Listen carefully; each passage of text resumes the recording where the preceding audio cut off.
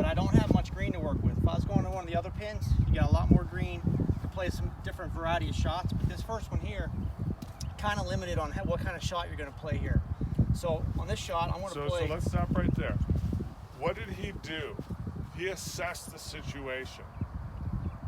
Okay? He said, okay, here's what he's got. Here's the approximate distance. Here's what the slope is. Those are your assessments. He's focusing on what he's got to do right now.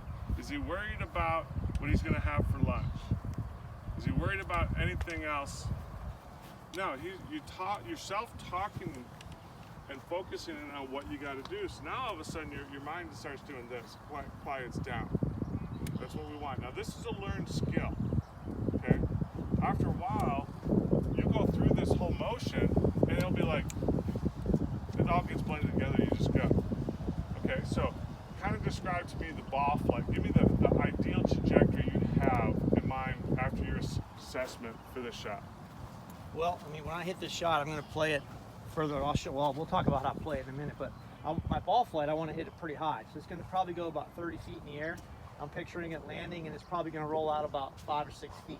Okay, so now he has already, because of that trajectory, he's created a mental model of what his body's got to do with that golf ball. So that's like your motor program. It's a mental model of, okay, so what does that do? Does that mean he's going to play the ball back in a stance to hit those type of trajectories? No, all of a sudden now he's got a mental model. He knows exactly what he's got to do. So now there's no guesswork. Okay. All right, so basically picture what I want to do.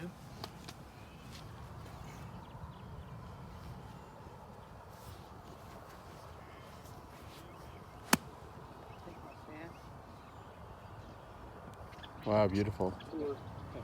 And there's a lot of pressure on that shot because it's hard to have your routine broken up by the analysis. But yeah, that's so inside and 3 there was feet. the execution.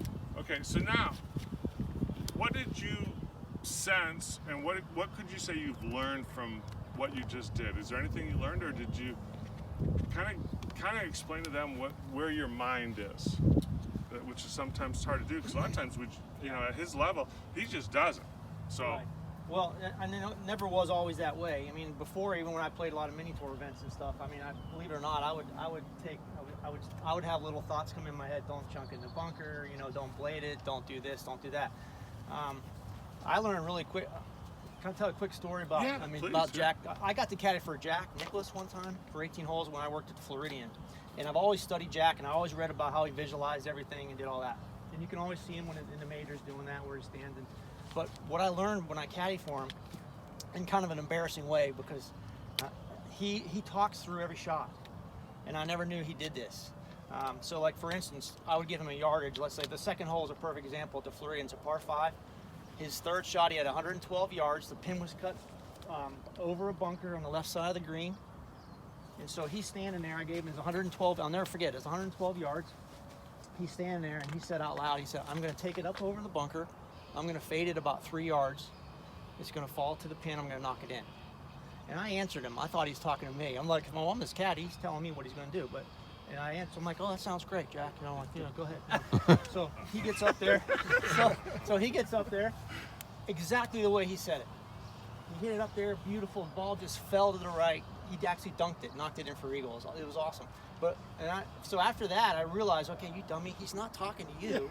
He's talking to himself. But what I realized is why he's the best player in the world ever, in my opinion so far, is that the best mind is because your mind can only think of one thing at a time. So in other words, you can't be standing up over this shot and thinking, I hope I don't chunk in the bunker, while you're trying to think of like what I was just trying to think, I want to knock this ball in the hole. So aim small, miss small. So Jack is filling his mind with only what he wants the ball to do. Not, I hope I don't do this, I hope I don't do that, I hope I don't hit it here, I want to hit it here. So if you think about it, if you're picturing the ball going where you want it to go, and in your mind now, you don't have to say it out loud, and he didn't say it very loud, but he's just talking to himself. You can do, like Tony just said, self-talk. It's huge. So when you stand up here, say, okay, I'm going to take it up here, I'm going to knock it about 25 feet in the air, it's going to land and run out about 5 feet. And that's the last thing that's in your mind before you hit the shot. So you don't have time to think about chunking or any of this other crap that goes through our head when we're playing golf. Does that make sense? So I've learned since doing that with him, I've really learned that your mind, you have to have good self-talk. You have to just say what you want the ball to do. Now, a lot of people are going to say, well, I'm a 30 handicap or I'm a 10 handicap. I don't have the control over the golf ball that Jack Nicklaus does. Well, I don't either. But at least when you're filling your mind with what you want the ball to do, you have a much better chance of pulling it off than you do if you're thinking, oh, I hope I don't hit in the bunker or do this.